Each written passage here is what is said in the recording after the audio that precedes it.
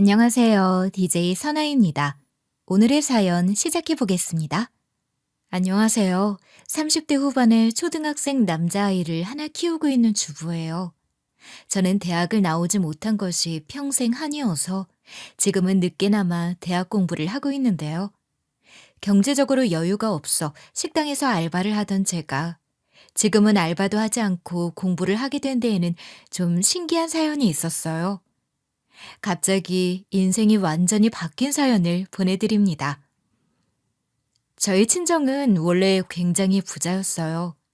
제가 중학교 때까지만 해도 그랬죠. 그런데 아버지가 돌아가시고 사기까지 당하면서 집안 사정이 급격히 안 좋아졌어요. 어느 정도였냐면 제가 중학교 때까지만 해도 2층 집의 유럽식 주택에 살았는데 아버지 돌아가시고 나서는 판잣집 같은 데로 이사를 해야 할 정도였죠. 중학교 때는 부유했지만 고등학교는 그야말로 겨우 졸업할 수 있었어요. 고등학교를 졸업하고 대학은 꿈도 꿀 수 없었어요. 저는 돈을 벌어야 했거든요. 그래서 고등학교 졸업하자마자 운 좋게 중소기업에서 일을 하게 되었는데 그때 같은 회사에 다니던 남편을 만나 결혼을 하게 된 거였어요. 아이를 키우게 되면서 회사를 그만둔 저는 직장을 다닐 수 없어 식당에서 알바를 하게 되었죠. 너는 어떻게 된 애가 요리 하나를 해도 야무지게 못하니? 고등학교밖에 안 나온 티를 이런 식으로 내야겠니? 식당에서는 너 이러고 일하는데 잘리지도 않아? 저번에 어머님이 알려주신 대로 한 거예요. 그리고 이게 학교랑 무슨 상관이 있다고 그런 식으로 말씀을 하시는 거예요? 매번 그렇게 말씀하실 때마다 속상해요. 네가 대학 못 간 게 내 잘못이냐? 네가 정말로 공부를 잘했으면 장학금을 받으면서라도 대학을 다녔겠지. 그리고 너 집안일 하는 거 보면 머리가 나쁜 건 맞는데 뭘. 제가 그렇게 마음에 안 드세요? 저도 학교 가고 싶었어요. 제 사정이 안 좋아서 못 간 걸 가지고 구박을 하시면 전 대체 어떻게 해야 돼요? 잘한 것도 없으면서 어디 씨엠이한테 대들어? 네가 우리 아들 수준에 맞기는 해? 너 솔직히 우리 집에 어울리지도 않는데 어쩔 수 없이 받아들인 거야. 제가 미우신 건 알겠는데요. 저도 열심히 살아보려고 하잖아요. 제가 노는 것도 아니고 집안일 하면서 일도 하고 살림의 보탬이 되어보려고 하는데 굳이 그렇게까지 말씀하셔야 해요? 하지만 제가 고졸이었던 것이 시모에게는 못마땅한 일이었어요. 남편은 전문대 나왔는데 저는 고졸인데다 친정도 가난한 것을 영 못마땅해 하셨어요. 그래서 틈만 나면 제가 고졸이라는 걸로 트집을 잡곤 하셨어요. 저 학교 다닐 때 공부 잘했고 그래서 대학 욕심도 있었지만 집안 사정이 어려워도 너무 어려워서 대학을 못 간 건데 정말 서러웠죠. 한 번은 이런 일도 있었어요. 어느 날 시모가 저희 집에 오겠다고 하더라고요. 배달 음식 시키지 말고 전도 부치고 잔치 음식으로 8인분 정도 준비해 놓아라. 네? 갑자기 왜요? 친척 어른들이라도 오시나요? 갑자기 그렇게 말씀하시니까 저는 대체 무슨 상황인지 알 수가 없어서요. 앞으로 3시간 남았으니까 잔마을 말고 그 안에 준비해라. 내가 도착했을 때 밥상 제대로 안 차려져 있으면 나 가만히 안 있을 거다. 어머님, 근데 저 오늘 일하러 가는 날이에요. 그리고 미리 말씀해 주셨으면 미리 준비를 했을 텐데 갑자기 오신다고 해서 저도 당황스러워요. 오늘 말고 다른 날 준비하면 안 될까요? 식당에다가는 하루 쉰다고 해. 그까지 알바가 뭐라고 시애미 말을 거역하면서 가겠대? 8인분이나 음식 준비를 하려면 3시간도 너무 부족해요. 제가 어떻게 3시간 만에 혼자 장보고 음식까지 다 하겠어요. 그건 말이 안 되잖아요. 계속 안 된다 소리나 할 거면 전화 끊어라. 난 분명히 미리 말했으니까 알아서 해. 3시간 만에 8인분 음식을 손수 만들어서 준비하라는 시모의 말에 저는 스트레스로 머리가 터져버릴 것 같더라고요. 마음 같아서는 때려치우고 그냥 알바나 가고 싶었지만 시모의 목소리가 그날따라 아주 비장하기 그지없었죠. 시모는 배달 음식은 안 된다고 했지만 저는 시간이 없었기에 가까운 시장에 가서 만들어진 전과 잡채 같은 반찬들을 전부 사왔어요. 지금 생각해보면 왜 그렇게까지 시모의 말을 잘 들었나 싶지만 그때는 남편과 결혼한 지 2년밖에 안 된 신혼이라 착한 며느리이고 싶었던 것 같아요. 그런데 저에게 그리 정성껏 음식을 준비하라고 한 시모가 데려온 사람들이 누구였는지 아세요? 전부 시모의 친구들이었어요. 친구들을 7명이나 데리고 와서는 제 수발을 들면서 제가 차린 음식을 먹더라고요. 그리고는 자기 집보다 더 편하게 앉아 수다를 원 없이 떠는데 황당하기 그지없더라고요. 자기 집 놔두고 왜 저희 집에서 이러는지 이해가 안 되더라고요. 요즘 이런 며느리가 어딨니? 시애미 친구들 온다고 식사도 준비하고 말이야. 시모 친구 중에 한 분이 저를 칭찬하자 시모가 그 말이 못마땅했는지 얼굴을 찌푸리며 말을 하더라고요. 재주 없는 며느리가 그래도 착하기는 해서 다행이지. 돈도 없지, 머리 나쁘지, 재주도 없는데 그래도 내가 시키는 거 하나는 아주 잘해. 우리 집 며느리가 아니라 우리 집 일하는 아줌마로 만났으면 딱 좋았을 텐데 말이야. 저는 그 말을 듣는 순간 분노로 머리가 핑 도는 것 같았어요. 매일 가야 하는 알바도 가지 않고 음식 사와서 대접했더니 들은 말이 고작 저런 말이었어요. 어머님, 정말 너무하신 거 아니에요? 어머님이 친구분들을 저희 집으로 부르신 것도 이해가 안 되지만 친구분들 앞에서 저를 너무 무시하는 거 아니에요? 시모의 친구들이 모두 돌아가고 시모와 단둘이 남게 되었을 때 제가 따지듯 물었어요. 시끄러워. 내가 너한테 이 정도 대접도 못 받아? 잘난 게 없으면 착하기라도 해야지. 그래도 저 어머님 며느리예요. 도대체 왜 이렇게 저를 미워하시는 거예요? 미운데 이유가 있니? 아, 있지. 고졸에 가진 거 없이 우리 아들 꼬신 거. 그게 그렇게 잘못이에요? 제가 어머님께 실수한 것도 없는데 단지 그게 이유라고요? 됐다. 너랑 더 길게 얘기하고 싶지도 않어. 내가 앞으로 친구들 데리고 종종 이 집으로 올 거니까 그런 줄 알아라. 알바한다고 핑계 대기만 해봐. 어머님 친구들인데 왜 저희 집으로 오세요? 저 부려먹으려고 이러시는 거예요? 정말 저에 대한 존중이 너무 없으신 거 아니에요? 우리 집으로 사람을 부르면 우리 집이 더러워지잖아. 그래도 젊은 네가 고생하는 게 낫지 내가 고생을 해야겠니? 몸으로 때우는 건 네가 잘하니까 너한테 맡기는 거다. 지주제에 존중을 바래? 웃기기도 하지. 그때부터였어요. 시모와 사이가 제대로 틀어진 게. 남편과의 사이는 나쁘지 않은 편이었지만 고부 갈등으로 결혼 생활이 힘들다고 느꼈던 적은 자주 있었어요. 솔직히 남편이 옆에서 제 편이 돼주지 않았으면 저는 진작에 이혼을 했을 거예요. 엄마는 내 앞에서는 안 그러는데 당신이랑 단둘이 있을 때는 유난히 화를 많이 내시나 봐. 나한테는 당신이 밉다는 내색을 잘 안 하셨거든. 남편은 제가 시모 때문에 힘들어하는 얘기를 듣더니 한숨을 내쉬더라고요. 시모가 저를 미워하는 줄은 몰랐지만 이 정도일 줄은 몰랐다고 하더라고요. 그게 잘못된 행동이라는 걸 본인도 아시는 거지. 그래서 난 더 억울해. 사람들 있을 때 그러면 누가 말 얘기라도 하지. 당신이랑 시동생이 있을 때는 나한테 그런 내색도 안 하셔. 그래도 난 당신 힘든 거 다 알아. 그래서 미안해. 내가 큰 역할을 못 해주는 것 같아서. 그래도 당신이 시댁 가면 항상 내 옆에서 일도 도와주고 그러잖아. 당신도 노력하는 거 알아. 그나마 남편이 저의 힘든 점을 알아주어서 제가 버틸 수 있었던 거였어요. 그렇게 결혼 생활 10년 차 되었을 때 시동생이 결혼을 한다고 하더라고요. 명문대 교수야? 그 어린 나이에? 아이고, 우리 집안에 드디어 엘리트가 들어오네. 이제야 우리 집도 수준에 맞는 사람이 들어오는구나. 정말 인성도 좋은 사람이고 따뜻한 사람이야. 집안이 많이 힘들었는데 공부도 열심히 했대. 네가 평범한 직장인인 것도 괜찮대? 엄마는 괜히 그걸로 너 무시당할까 봐 걱정이다. 그런 걸로 사람 평가하는 사람 아니야. 무엇보다도 인성이 좋아서 결혼까지 결심한 거예요. 엄마도 보면 알 거예요. 그렇다면 다행이다. 그렇게 배운 사람이 인성까지 좋다니 그런 복덩어리가 어딨니? 시모는 사람의 배경을 보면서 남의 인성을 걱정하는 것이 어이가 없었죠. 어쨌든 예비동서가 될 사람이 명문대 교수라는 말에 시모가 정말 좋아했어요. 시동생은 평범한 직장인이었는데 대학 교수가 며느리가 된다고 하니 시모의 입이 귀에 걸리더라고요.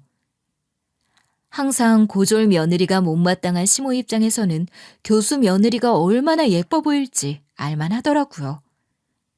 그래도 저에게 대하는 것과 너무 다른 시모의 태도가 꼴보기 싫었어요. 결혼도 하기 전에 시모에게 사랑받는 예비 동서가 부럽기도 했고요. 전 좀 소외된 기분이 들긴 했지만 그래도 집안에 새로 들어오는 사람한테는 잘해주고 싶었죠. 너 지금 어디 있니? 오늘 저녁에 가능하나 빨리 좀 우리 집으로 와라. 제가 곧 있으면 일 끝나는데 옷이 좀 그래서요. 집에 들러서 옷만 갈아입고 가면 안 될까요? 그럴 시간 없으니까 그렇지. 일 끝나는 대로 최대한 빨리 집으로 와. 시간 끌지 마라. 일하던 중에 시모의 다급한 전화를 받았죠. 음식 냄새가 잔뜩 묻은 옷을 그대로 입은 채로 시댁에 가는 것이 영 찝찝했지만 급한 일이라고 하니 하는 수 없이 일이 끝나자마자 후줄근한 차림으로 시댁으로 향했어요. 그런데 그 급한 일이라는 게 예비 동서가 시댁에 인사를 오는 거였어요. 시모가 미리 말해주지 않아서 저는 너무 당황스러웠죠. 그래도 첫 만남에 땀과 음식 냄새의 쩔은 모습을 보여주고 싶은 사람이 어디 있겠어요? 미리 좀 알려주지 그러셨어요. 급하게 오느라 일 끝나자마자 옷도 못 갈아입고 왔어요. 모두가 저를 바라보는데 수치스럽기까지 하더라고요. 저에 대한 배려라고는 눈꽃만큼도 찾아볼 수 없었죠. 아줌마, 멀뚱멀뚱 서 있지 말고 우리 며느님이 시장하시니 밥부터 차려요. 근데 시모는 저의 후줄근한 모습에 눈을 흘기며 며느리라고 부르지 않고 일하는 아줌마 취급을 하더라고요. 귀한 며느리가 시집을 온다는데 고졸에 음식 냄새를 풀풀 풍기며 후줄근한 제 모습이 마음에 안 든다 이거였죠. 아무리 그래도 그렇지 어떻게 저한테 아줌마라고 부를 수가 있는지 저는 수치심과 분노로 손까지 떨리더라고요. 이런 취급이나 하려고 저 부르신 거예요? 어머님, 저도 며느리예요. 예비 동서가 오는 줄 알았으면 저도 이 꼴로 오지는 않았죠. 그냥 급한 일이라고만 하시면서 옷도 못 갈아입고 그냥 오게 하신 건 어머니잖아요. 어차피 동서도 결혼하면 제가 이 집 큰 며느리인 거 다 알게 될 텐데 그렇게 말씀하시는 게 더 부끄러운 일 아니에요? 식당에서 일하다가 전화 받고 급한 일인 줄 알고 바로 달려왔는데 저한테 너무하신 거 아니에요? 어떻게 사람을 앞에 두고 이런 취급을 하실 수가 있어요? 서러움이 폭발하더라고요. 저는 당장에 따졌죠. 네가 하는 일 안 궁금하니까 말하지 않아도 돼. 그냥 가만히나 있어. 조용히 음식이나 차리면 안 되겠니? 그게 그렇게 어려워? 시모는 그 와중에 제가 식당에서 일한다는 얘기가 나오니까 또 창피해하더라고요. 도대체 제가 뭘 그렇게 잘못을 했다고 없는 사람 취급을 당해야 하는지 이해할 수 없었죠. 엄마, 그만해요. 이 사람 일하다 온 사람이에요. 오늘은 정말로 말씀이 지나치셨어. 남편이 제 편을 들어주었지만 그걸로 기분이 나아질 리 없었죠. 저는 할 말은 해야겠다 싶었습니다. 왜요? 제가 식당에서 일하는 게 창피하세요? 사람이 일을 하는 게 왜 창피한 건데요? 저는 지지 않고 대들었어요. 남편도 저의 서러움을 알아차리고 저를 말리지는 않더라고요. 그저 옆에서 가만히 제 손을 잡아주었죠. 얘가 정말 오늘따라 왜 이래? 너 좀 조용히 못하겠니? 새 식구 될 사람 앞에서 이게 무슨 꼴이야? 그리고 네가 하는 게 일이야? 그게 일이라고 그렇게 당당하게 구는 거니? 저라고 이런 꼴로 오고 싶었겠냐고요. 어머님은 대체 왜 저한테 빨리 오라고만 하신 거예요? 동서들 사람이 인사 오는 자리라고 미리 말해주는 게 그렇게 어려웠어요? 네가 와서 인사라도 받을 생각이었니? 네 수준에 그게 맞긴 하다고 생각해? 그날따라 시모는 주변에 사람들이 있건 말건 막말을 마구 쏟아내더라고요. 저에 대한 미움이 폭발한 것 같았어요. 저는 시모에 대한 서러움이 폭발했고요. 그 자리에 새로 들어올 사람이 있다는 것도 있고 우리는 목소리를 높여 다퉜어요. 솔직히 새로 시집 올 사람 두고 할 짓은 아니었지만 저는 예비동서 앞이었기 때문에 더더욱 참을 수 없었어요. 그럼 대체 저를 왜 부르신 건데요? 정말로 집안일하고 밥 차리는 아줌마 대하듯이 하려고 부르신 거예요? 정말 그러신 거예요? 차라리 오지 말라고 하시지 그랬어요. 그래. 내가 너 때문에 우리 귀한 예비 며느리 앞에서 이게 무슨 꼴이냐? 넌 꼭 이렇게 집안 망신을 시켜야 직성이 풀리냐? 아니요. 아직도 화가 풀리지는 않는데요. 대체 어머님은 저를 왜 못 잡아먹어서 안달이세요? 네가 미워서 그렇지, 미워서. 제발 그만 좀 하고 차라리 집으로 가라. 아이고, 내가 미쳤지. 왜 저런 걸 불러가지고 이런 꼴을 당해? 시몬은 예비동서 앞에서 이런 꼴을 보이는 게 창피한지 어쩔 줄 몰라 했지만 저는 당당했어요. 가정을 꾸려가기 위해 저도 일을 한다는 건 열심히 살고 있다는 증거였지. 부끄러울 일은 아니었으니까요. 단지 처음 인사 오는 동서 앞에서 그래도 깔끔한 모습으로 첫인사를 하지 못한 게 그게 아쉬울 뿐이었죠. 시모가 미리 말이라도 해줬으면 그런 일은 없었겠지만요. 그런데 갑작스러운 소란에 당황해하던 예비동서가 제 얼굴을 빤히 바라보더라고요. 처음에는 제가 시모에게 대드는 모습 때문에 그러나 했죠. 새아가, 너는 이 일에 대해서 신경 쓸 거 없다. 잠시 소란이 좀 있었지만 잊어줬으면 좋겠다.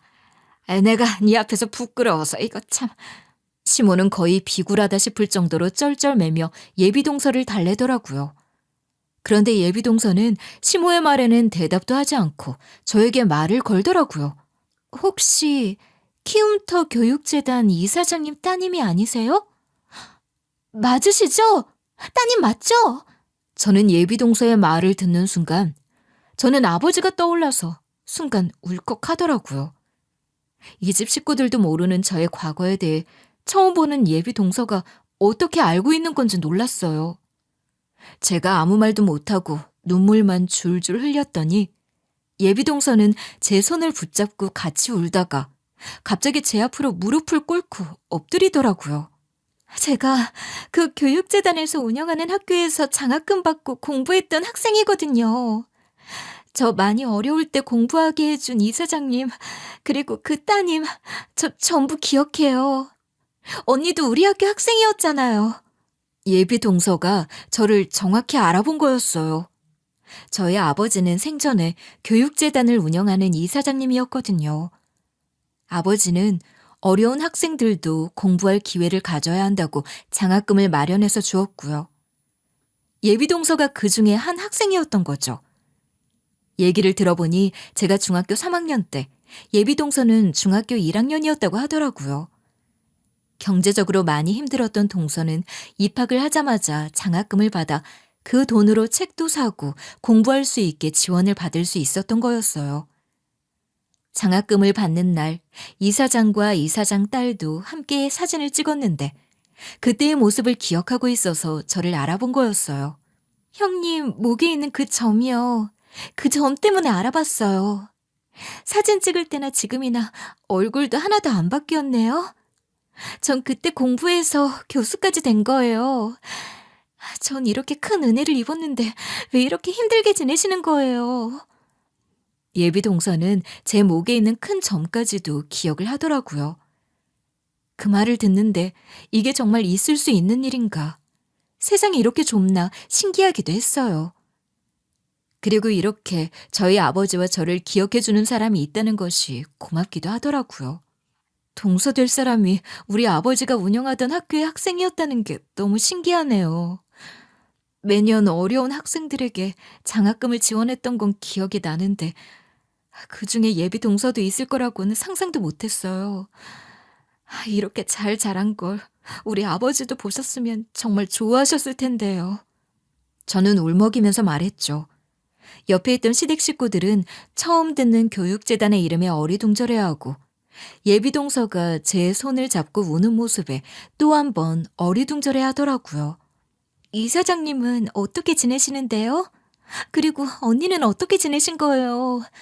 왜 이렇게 힘들게 지내신 것처럼 보이는 거예요?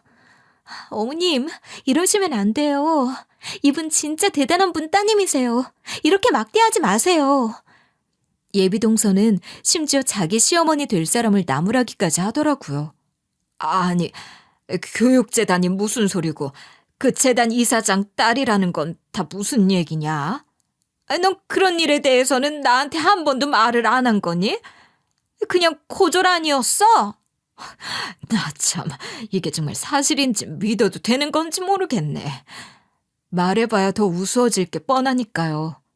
지금도 교육재단 이사장 딸인 것도 아니고 전부 과거의 일이잖아요. 항상 저 고졸이라고 우습게 생각하시는데 제 말을 듣고 코웃음이나 치셨겠죠. 아니, 그럼 우리 예비 며느리가 그 학교 나온 학생인 거야? 넌 교육재단 이사장 딸인 거고?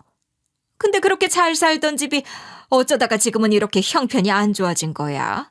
어머님, 이제 와서 저에 대해서 궁금하세요? 항상 무시만 하던 며느리가 뭐 좀 있는 것 같으니까 관심이 생기시나요? 제 말에 시모는 아무 말도 하지 못하더라고요. 무슨 말을 할 수 있겠어요. 그동안 저를 무시한 건 시모도 알고 저도 아는 사실이었는데요. 그동안 어떻게 된 건지 저한테 설명 좀 해주세요. 제가 이사장님을 다시 찾아뵙고 인사라도 드리고 싶었는데 찾을 수가 없었어요. 대체 어떻게 된 거예요? 아버지는 제가 중학교 3학년 때 돌아가셨어요. 그리고 사기까지 당해서 우리 집이 많이 어려워졌고요. 그 얘기를 다 하자면 너무 길어요. 오늘은 다 얘기 못할 것 같으니 더 궁금하다면 우리 다음에 다시 얘기해요.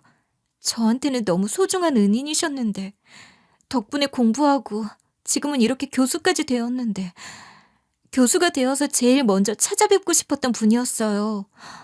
근데 그런 이사장님이 돌아가신 줄은 몰랐어요. 전 그냥 재단 이사장님이 바뀐 줄로만 알았거든요. 이사장이 바뀌고 나서는 학생들에게 주는 장학금 제도도 사라졌어요. 제가 마지막으로 장학금을 받은 학생이었죠. 예비 동서는 저희 아버지가 돌아가셨다는 말에 정말 진심으로 슬퍼하더라고요. 저도 예비 동서의 말에 돌아가신 아버지 생각이 나서 눈물이 났죠. 어쨌든 그 자리는 그렇게 흐지부지 되었어요. 예비 동서는 시모에게는 관심이 없고 저에게만 관심을 갖더라고요. 다음 날, 동서와 저는 따로 카페에서 만났어요. 그리고 동서에게 그간의 일을 알려주었죠. 아버지가 돌아가시고 사기를 당한 얘기. 그리고 집안이 많이 어려워지면서 제가 고등학교밖에 나올 수 없었던 얘기까지요. 근데 한 가지 궁금한 게 있어요. 어머님은 형님한테 왜 그렇게까지 화를 내시고 막대하시는 거예요? 두 분이 왜 그렇게 사이가 안 좋으신 건지 이해가 안 돼서요.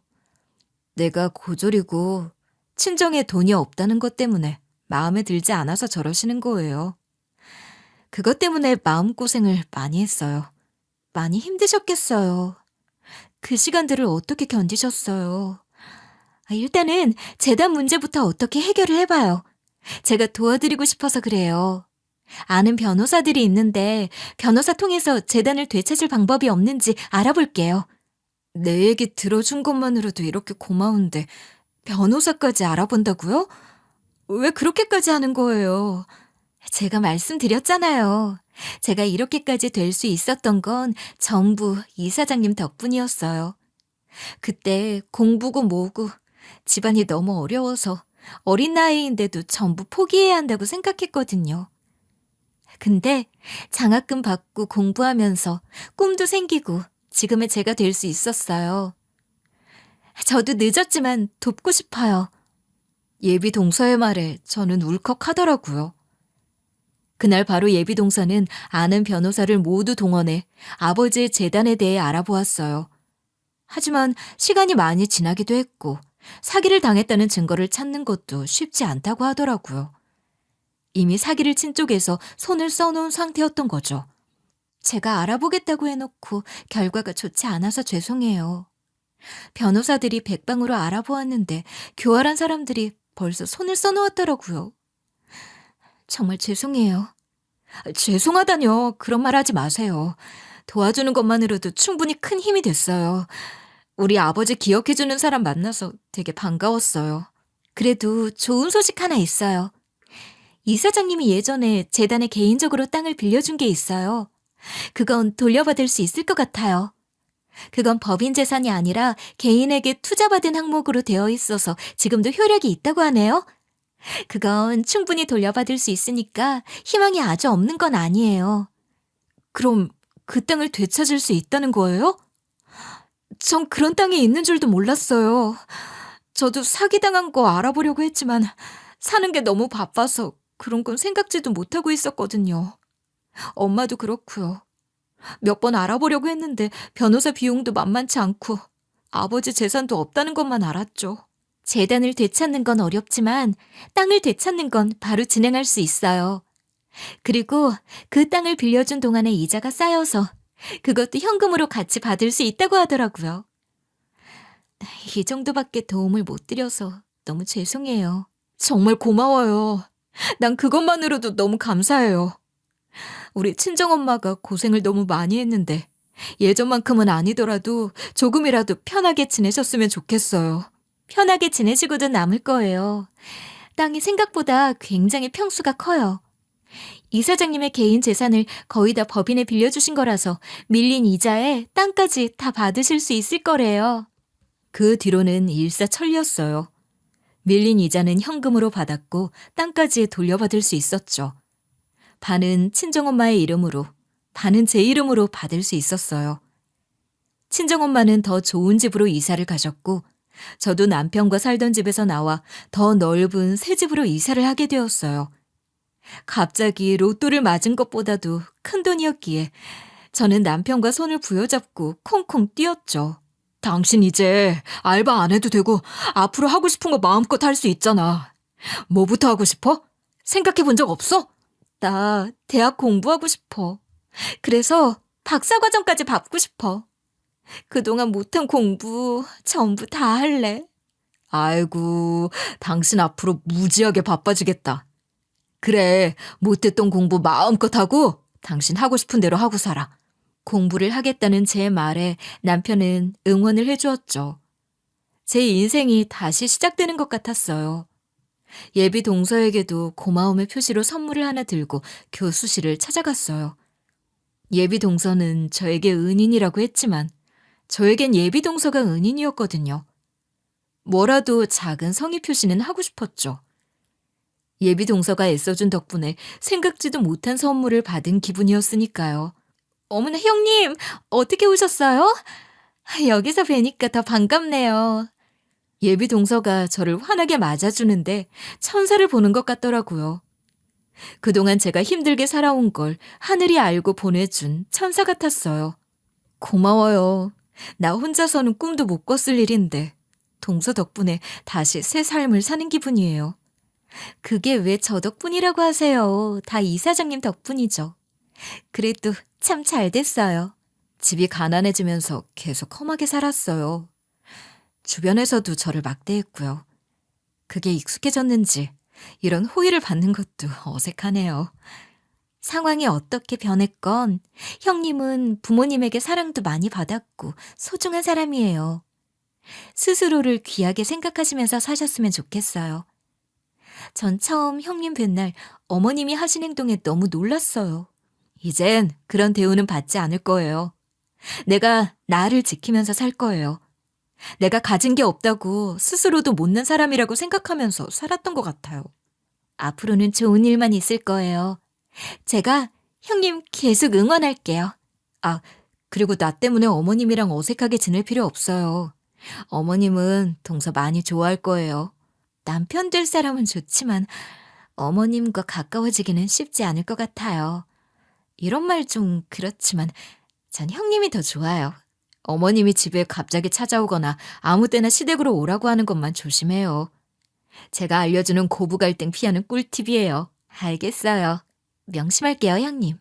저는 예비 동서에게 인사를 하고 여유로운 마음으로 집으로 돌아왔어요. 예비 동서가 앞으로 식구가 된다는 것도 기분 좋은 일이라고 느껴지더라고요. 그리고 한편으로는 예비 동서에게는 고부 갈등을 피하는 꿀팁이라고 알려줘 놓고 나는 왜 시모에게서 벗어나지도 못하나 하는 생각이 들었어요.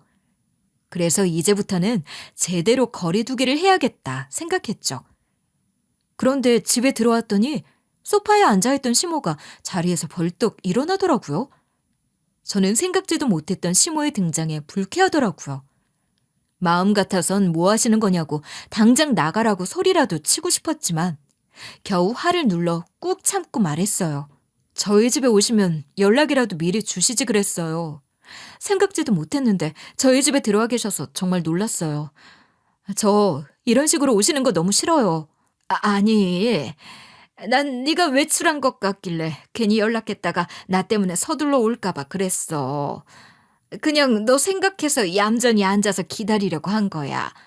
시모의 태도가 평소와는 완전히 달랐죠. 안절부절 못하는 모습이 뭐랄까? 저를 어려워하는 느낌이었어요. 제가 돈이 많아졌다는 거 하나만으로도 시모가 제 눈치를 엄청나게 많이 보더라고요. 무슨 일로 오신 거예요? 갑자기 오셔서 먹을 것도 준비를 못했는데요. 혹시 또 친구분들도 오시는 건가요? 그런 거라면 정말로 곤란한데요. 아니야, 아니야. 그런 거 아니야. 아이, 내가 염치가 있지. 어떻게 또 친구들을 데리고 오겠어. 난 그저 너한테 미안하다고 인사라도 하러 온 거야. 내가 우리 며느리한테 미안한 일이 한두 가지가 아니잖니. 갑자기 뭐가 미안하다고 그러시는 거예요. 저한테 그런 마음 가지실 분 아니라고 생각했는데요. 내가 너한테 못해준 게 참 많잖니. 말도 참 못되게 하고. 그동안 많이 서운했었지? 네, 솔직히 서운했었죠. 서운한 적 없다고 말하면 거짓말이고요. 저 많이 미워하셨잖아요. 동서 처음 온 날에도 저한테 함부로 하셨고요. 네가 그렇게 생각할 것 같았어. 내가 생각해보니까 너한테 못해준 게 참 많더라. 그러면 안 되는 거였는데 나도 왜 그렇게 너한테 못되게 말했는지 몰라. 아휴, 미안하다. 근데 왜 갑자기 미안하다고 하시는 거예요? 10년 동안 그런 말씀 한 번도 없으셨잖아요. 10년이나 잘못을 했는데 이제는 화해하면서 잘 지내야겠다 생각이 들어서 그렇지. 혹시 제가 아버지 재산 많이 받게 되었다는 말에 저를 다시 보신 건 아니고요? 네가 없이 지냈어도 항상 귀티가 나더라고. 네 아버지가 교육재단의 이사장님이셨다는 말을 들었을 때 나도 놀라긴 했지만 꼭 그것 때문에 미안하다 사과하는 건 아니야. 시모는 아니라고 했지만 저는 그 말을 믿을 수가 없더라고요. 그동안 저에게 한 행동들을 보면 식모 부리듯 했으니까요. 그럼 하실 말씀 다 하신 거죠? 제가 밖에 좀 오래 있다 와서 쉬고 싶은데요. 솔직히 아무리 사과라도 시모의 사과는 그닥 받고 싶지도 않았어요. 그게 진심일까 의심만 들었거든요. 그래, 쉬어야지. 근데 내가 꼭 하고 싶은 말이 하나 있는데 말이다. 잠깐만 시간을 내서 내 얘기 좀 들어주면 안 되겠니? 꼭 지금 하셔야겠어요? 죄송하지만 다음에 하시면 안 될까요? 아, 그래. 너 지금 많이 피곤할 테니까 내가 다음에 다시 찾아오마. 쉬어라. 그때는 미리 연락하고 와주셨으면 좋겠어요. 갑자기 어머님이 제 집에 앉아 계시니까 너무 당황스러워서요. 그래, 내가 다음에는 꼭 미리 연락하고 올게. 일단 잘 쉬고 우리 다음에 보자. 얼굴을 마주하고 시모와 한 공간에 있고 싶지도 않았어요. 저를 무시하는 행동들과 예비동사 앞에서 했던 말을 생각하면 더는 말 섞고 얘기하고 싶지 않았죠. 더군다나 갑자기 저의 상황이 달라지니까 시모의 태도도 같이 바뀌는 건 더더욱 마음에 들지 않았어요. 그런데 다음 날에도 시모는 저를 찾아왔어요. 진짜 짜증스러웠죠. 그래도 미리 연락을 하고 찾아온 거라 그냥 내쫓을 수는 없었어요. 듣기는 싫지만 얘기는 들어보기로 했죠. 내가 귀찮게 한 건 아니지? 아니, 나는 너랑 단둘이 얼굴 보고 얘기 좀 하고 싶어서 그래. 내가 그동안 우리 복덩이를 못 알아본 게 미안하기도 하고, 그동안 내가 너무 차갑게 한 거 미안하다고 다시 한번 말해주고 싶어서 너 피곤할 텐데 내가 찾아왔다. 저는 그동안 한 번도 어머님한테 부족하게 대한 적이 없는데 제 배경만 보고 절 미워하셨잖아요. 근데 그런 제가 어떻게 갑자기 복덩이가 된 거예요? 너 그동안 서운했던 거 안다. 근데 나도 젊었을 때는 구박 많이 받았어. 며느리 자리가 원래 그런 거야. 시어머니한테 혼나기도 하고 그런 거지. 그래도 나는 널 진심으로 미워했던 적은 없다. 제가 그 말을 믿었을 리 없었죠. 그동안 저에게 했던 행동들을 생각하면 그건 거짓말이었으니까요. 그래서 그거 사과하고 싶으셔서 온 거예요? 그런 건 그냥 전화로 하셔도 되는데요. 제 입에서 나가는 말들이 전부 차갑기만 했지만 그 이상 예의 바르게 할 수는 없었어요. 염치 없지만 너한테 부탁 하나 하고 싶어서 왔어. 부탁하러 와서는 그래도 얼굴 보고 하는 게 맞잖아. 저한테 부탁할 것도 있으세요? 그래서 미안하다고 하신 거예요? 아니, 네가 이제 경제적으로 꽤 부유해졌잖아. 우리 집안에서 너만큼 여유가 있는 사람도 없고. 솔직히 둘째 며느리는 아직 우리 집 사람도 아니고 걔도 교수긴 하지만 집안이 좋은 건 아니라더라. 무슨 말씀을 하시려는 거예요? 저는 지금으로서는 무슨 말씀을 하시려는 건지 상상이 안 되네요. 그리고 예비동선에 집안 흉보려고 오신 거면 저는 더는 할 말이 없네요.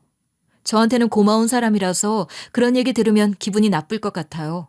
아니, 그러자고 온 건 아니고 내가 사업을 하나 해볼까 하는데 네가 투자를 좀 해주는 게 어떻겠니? 갑자기 무슨 사업을 하신다는 거예요? 사업할 자금은 있으신 거예요? 내가 무슨 자금이 있니? 자금은 네가 갖고 있잖아. 그걸로 네가 나 좀 도와주면 안 되겠니?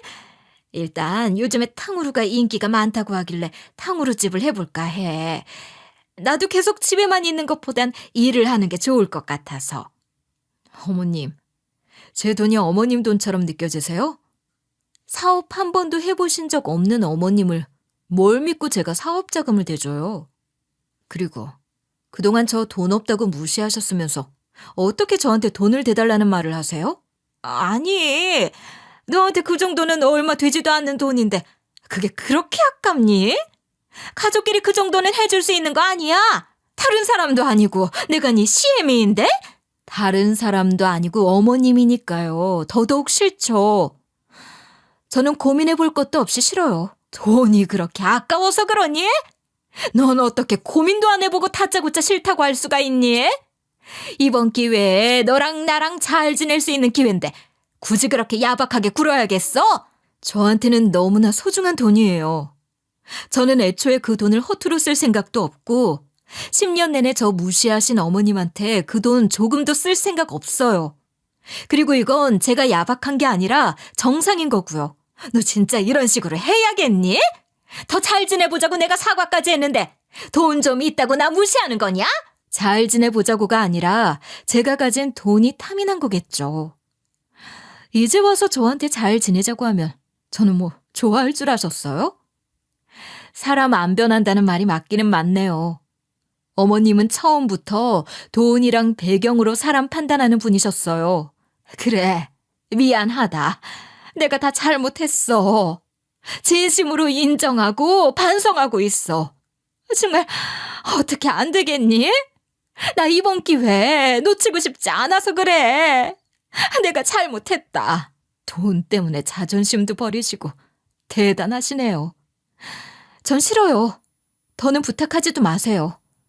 그리고 한 가지 더 있는데요. 앞으로 자주 보지 않고 살고 싶어요. 그게 무슨 소리냐? 갑자기 자주 보지 않고 살고 싶다니? 네가 그렇게 말하니까 하늘이 무너지는 기분이다. 어머님이 시도 때도 없이 아무 때나 저를 부르시는 거, 저희 집에 막 찾아오시는 것 때문에 저 그동안 스트레스 많이 받았어요. 앞으로는 그렇게 살고 싶지 않아요. 어머님이 계속 그렇게 하시겠다고 하면 저는 이혼할 생각도 있어요. 전 이제 참으면서 살지 않기로 마음먹었거든요. 아니, 그렇다고 이혼을 해? 나 때문에 이혼을 한다는 거냐?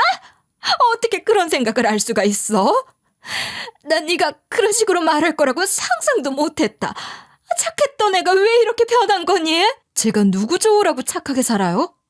저 이제 그렇게 바보같이 안 살 거예요. 그리고 제가 이혼을 한다면 그건 오로지 어머님 때문이에요. 제 결혼 생활 나쁘지 않았는데 어머님 때문에 이혼하고 싶었던 적 많았어요. 저 이제 돈도 있겠다, 땅도 있겠다. 제가 이혼 못할 이유가 뭐가 있겠어요? 그건 안 된다. 어떻게 이혼을 해? 내가 잘못했다. 다시는 사업자금 빌려달라는 말도 안 하고 이렇게 갑자기 찾아오지도 않으마. 이혼이라는 말은 하지 말고 너희끼리 잘 살아. 그러면 되겠니? 내가 다 인정하고 물러나면 너 속이 시원하겠어? 그러면 좀 낫겠네요. 명절에는 찾아뵐게요. 그 이상은 만나는 일 없었으면 좋겠어요. 약속하실 수 있겠어요? 그래도 김장할 때는 같이 해야 하지 않겠니? 다른 의미가 있어서가 아니라 너희한테 김치는 주고 싶어서 그래. 그래도 내 아들은 내 김치 잘 먹잖아. 그렇게 주고 싶으면 택배로 주세요. 굳이 만날 필요는 없을 것 같아요. 그럼 김장은 같이 안 할 거니? 내 나이에 혼자 하기는 너무 무리인데 그래도 안 되겠어? 어머님, 저 다 필요 없다고요. 어머님이랑 조금도 엮이기 싫어서 이혼하고 싶은 건데 또 딴소리 하실 거예요? 그래, 알았다. 내가 더는 너희 귀찮게 안 하고 사업이 어쩌고 말도 꺼내지 않으마. 이혼한다는 말은 다시는 꺼내지 말아라. 시모가 고개를 떨구더라고요. 그렇다고 안타까워 보였냐고요? 전혀 그렇지는 않았어요. 지금까지 시모가 저에게 한 짓들을 생각하면 제가 한 말 정도는 아무것도 아니었죠. 그 정도면 예의를 차려서 말한 거라 생각했죠. 그럼 저 이제 집에서 할 것도 있고 한데 그만 가주시겠어요? 다음 명절에 뵐게요. 시모는 그렇게 저희 집에서 쫓겨나듯 나갔고 저는 그동안 못했던 말을 하느라 속이 다 시원하더라고요. 그리고 몇 달 뒤에 예비 동서는 정말로 제 동서가 되었어요. 시모랑은 연락도 안 하고 지냈지만 저와 동서는 친자매처럼 친하게 지냈죠. 형님, 이제 강의 시작되면 많이 바쁘시겠어요. 공부할 준비는 되신 거죠? 그럼 동서 덕분에 수강 신청하는 것도 잘했어. 지금 열정이 엄청나서 수석도 할 수 있을 것 같아. 응원할게요. 꼭 좋은 성적 거두시고 석사과정, 박사과정까지 쭉 공부하세요. 고마워, 동서. 이게 전부 동서 덕분인 거 알아. 동서 내일 우리 집 와서 저녁 먹고 가. 동서가 좋아하는 음식 많이 해줄게. 그럼 내일은 제가 가고 이번 주말에는 제가 대접할게요. 제가 요리는 못하지만 형님한테는 정성을 다해서 대접할게요. 요즘 정말 새 인생을 사는 것 같아요. 자매 같은 동서도 생기고 저를 미워라 하던 시모와는 멀어지고 넓고 좋은 새 집이 생겼고요. 그중에 가장 마음에 드는 건 제가 공부를 시작했다는 거였어요. 더는 돈 때문에 허덕이지 않고 늦게나마 공부를 하게 된 것이 너무나 행복했죠. 시모는 제가 명절에 시댁에 찾아가면 제 눈치를 보곤 해요. 제 눈치만 보는 게 아니라 동서 눈치도 보더라고요. 시모가 그렇게까지 할 필요는 없지만 굳이 얘기하지는 않았어요. 어쨌든 연 끊지 않고 지내는 게 어디예요? 그래서 요즘은 어떻게 지내고 있냐면요. 학교 공부하느라 정신이 없어요. 남편도 동서도 저의 공부를 응원해주고 있어서 그래도 신이 나요.